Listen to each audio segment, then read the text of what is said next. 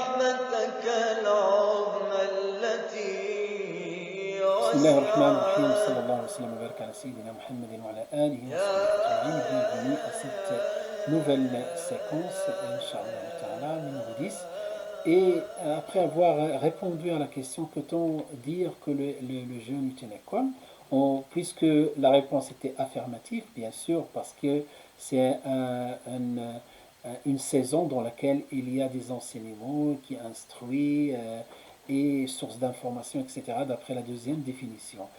Maintenant, cette école, on peut dire avec fierté l'école du jeûne, et avec conviction que c'est une école. Dans cette école-là, bien sûr, elle a un début, elle a une fin, c'est-à-dire une durée de vie, des objectifs supérieurs, plutôt même, là, on peut parler dans le sens majazi, dans le sens figuré, diplôme, et on peut parler même aussi de quatrième point, les prérequis, ashurut, plutôt les prérequis pour être admis et, dans cette école-là et bénéficier à la fin de son diplôme.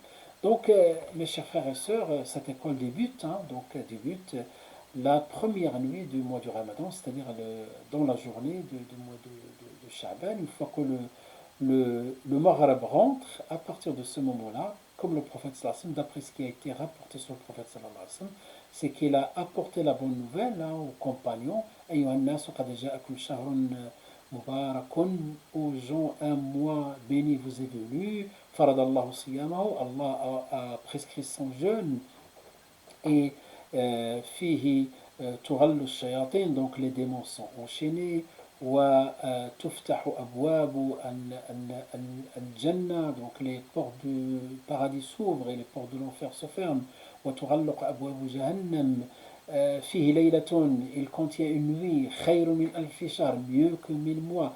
من حرم خيرها, donc celui qui ne profite pas de son bien, فهو فقد حرم أو هو محروم أو كما قال صلى الله عليه وسلم. Il dit donc à la fin, donc celui qui ne profite pas de cette nuit est un véritable perdant. Donc voilà comment il commence cette nuit-là, c'est ce qui se passe dans l'univers, dans le monde invisible, ce qu'on ne connaît pas, est-ce qu'on y croit fermement parce que ça fait partie de notre croyance. Quel est maintenant l'objectif supérieur de cette école-là? At-taqwa. At-taqwa, ce n'est pas quelque chose, c'est un terme dans lequel il y a 3 ou 4 lettres, donc 3 lettres, taqwa, mais c'est lourd de sens parce que taqwa, c'est la bonté, c'est dans laquelle donc il engendre cette relation de sincérité et entre l'individu et son Seigneur, et cette tawhid, cette unicité dans sa croyance, et aussi taqwa, c'est aussi sa bonté, sa bienfaisance et sa bienséance avec avec autrui, etc. Donc le taqwa engendre toutes les valeurs musulmanes et les vertus et les principes. Taqwa, c'est un terme qui est léger dans la langue, mais c'est lourd dans le sens. Et Allah subhanahu wa ta'ala, c'est lui qui a défini cet objectif en disant Ya ayyuhalladhina amanu kutiba alaykum as-siyam kama kutiba ala alladhina min qablikum la'allakum tattaqun. Ô vous qui avez cru, on vous a prescrit siyam, ainsi atteindrez-vous la piété. At-taqwa. Donc ainsi atteindrez-vous la piété, c'est l'objectif supérieur, parce qu'il engendre tous les avantages. Tous les avantages, ce terme-là, taqwa, engendre tous ces avantages. Sa durée, mes chers frères et sœurs, est-ce que vous avez fait attention lorsqu'on lit ces versets? Ensuite, Ya ayyuhalladhina amanu kutiba alaykum as-siyam kama kutiba ala alladhina min qablikum, verset 183. Ensuite, Allah il dit, et des fois on passe d'une manière inaperçue, Allah il commence par ayyaman ma'dudat, pendant un nombre déterminé de jours. Ayyaman ma'dudat ila akhiri, donc jusqu'à la fin. Voilà, sa durée est limitée dans le temps. Donc l'objectif supérieur, c'est la piété, et la durée, ayyaman ma'dudat. Quels sont les prérequis, mes chers frères et sœurs?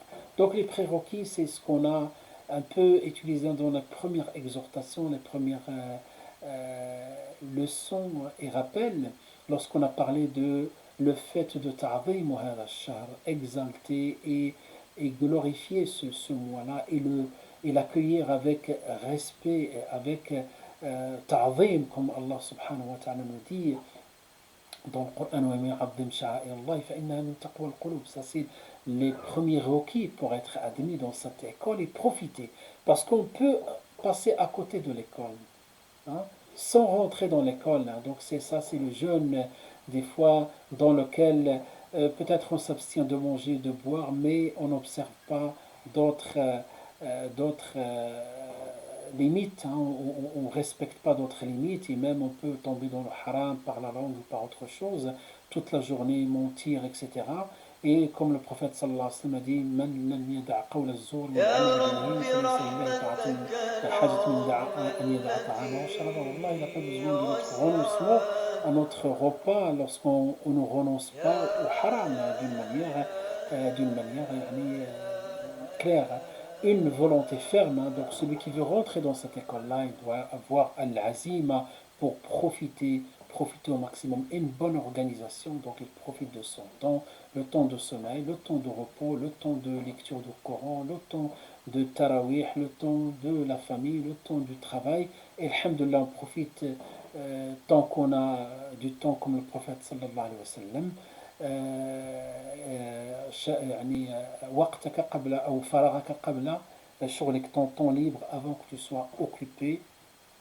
Et enfin, méditer sur le caractère éphémère de cette école-là. C'est un temps ayyaman ma'doudat. Donc c'est un temps très limité, il faut faire très attention. Et déjà aujourd'hui, subhanallah al-azim, on a l'impression que le un tiers du mois qui est déjà parti, alors qu'on a le sentiment qu'on est qu'au début. Nas'alullah azza wa jalla an yuwaffiqana, incha'Allah ta'ala. Et Inch'Allah, durant les prochaines séances, on va parler, Inch'Allah, des matières, qu'est-ce qu'il y a comme module dans cette école-là. هذا وصلى الله وسلم وبارك على سيدنا محمد وعلى آله وصحبه أجمعين والحمد لله